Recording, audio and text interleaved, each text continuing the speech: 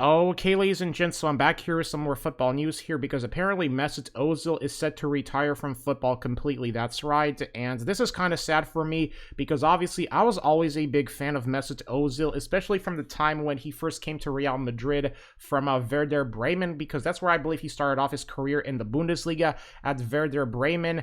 And, you know, at Real Madrid, he was, in my opinion, the most underrated midfielder at the world at that time, and especially considering that he was playing in a league that was already dominated by Xavi and Iniesta. Like, I would have to say Mesut Ozil, he was absolutely underrated as a midfielder in his prime, and it just sucks that he never got the chance to win a Champions League because, you know, the crazy part about Mesut Ozil was when he was playing for Real Madrid was the year he left Real Madrid for Arsenal. That is the same year the next year, because obviously the way how it all started was Luka Modric, he came to Real Madrid and he beat out Mesut Ozil for the starting midfielder position, and after that, you know, there were reports that said apparently, well, I'm not sure how true it was, but I remember reports at the time saying that Ozil was unhappy at Real Madrid after the arrival of Luka Modric, and I didn't really believe those reports because those are just reports, and I don't know how credible they were or they are.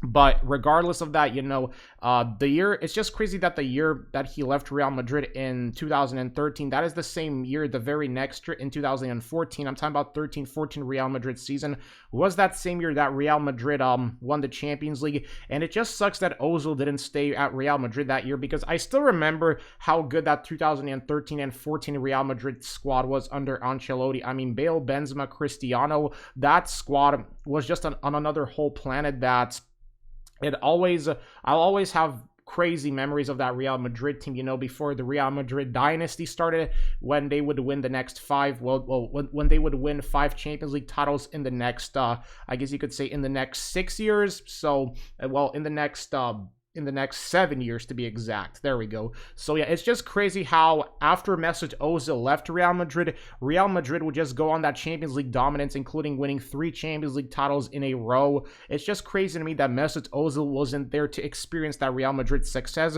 because the way how I see it, it was an absolute downgrade for Ozil. For him to go from Real Madrid to Arsenal, like, yeah, that's a big downgrade, because you know how Luka Modric said it best, it's all downhill after Madrid, and it's kind of true. You know, leaving a club like Madrid would be absolutely insane, unless of course, you know, you were just constantly on the bench, unless you never got any playing time. Why did Mesut Ozil leave Real Madrid in 2013 is beyond me. But regardless, man, Mesut Ozil, super crucial for Germany's 2014 World Cup success, because I think that in midfield, Mesut Ozil, without a doubt, was Germany's best midfielder at the 2014 World Cup and all that stuff.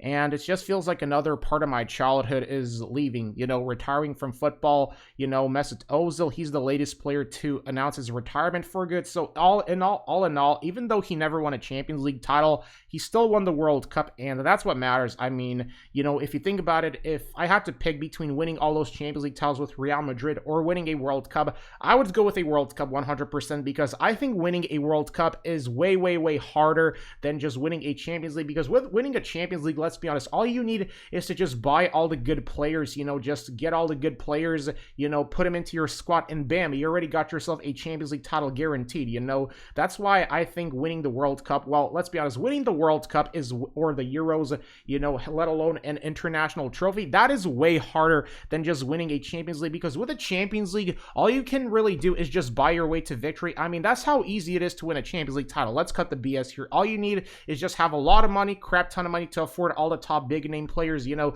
get into your squad, have them put on, you know, your club shirt, and bam, you're almost guaranteed Champions League winner. So it's like with Champions League, you know, nowadays, you know, you can just buy yourself to a Champions League victory. Well, you can't do that with the World Cup or the Euros. That's why I think winning the World Cup is the most impressive thing about football, and the Euros, compared to just winning a Champions League trophy, let alone a club trophy. But all in all, Mesut Ozil, he had a very decent career at Arsenal. I still remember that game where he like nutmegged 3 defenders when he was playing for Arsenal. I think it was like, what, the Europa League or something?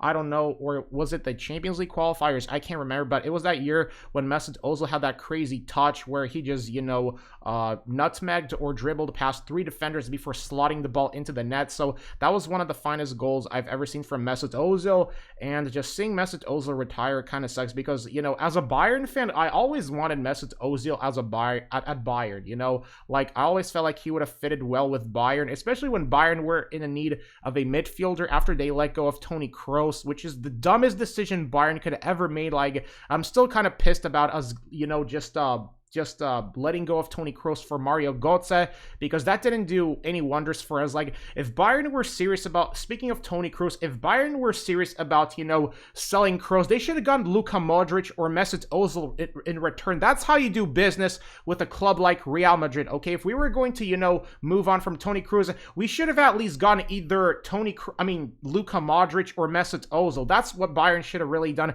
instead of them just, you know, being all dependent on Mario Götze, because obviously Mario Götze, he didn't really work out at Bayern at all and all that stuff. And it just makes me realize here, what if we, instead of going after Mario Götze, what if we went after Mesut Ozil instead? That would have been something special, because Mesut Ozil still would have been good enough to lead Bayern to a Champions League victory. And one of the biggest regrets I ever have as a football fan is never seeing Mesut Ozil play in a Bayern uniform, because, you know, Mesut Ozil, he was a really good midfielder in his prime. You know, his passing ability, he was just the ultimate definition of a playmaker, and he's just the latest player to retire from football. So that is pretty crazy. But I mean, Mesut Ozil, wish him nothing but the best in retirement. And yeah, I'll miss seeing him play. But you know, players come and go in football. I guess it's next to man up who's going to be the next big name player in midfield. So yeah, that's about it. See ya.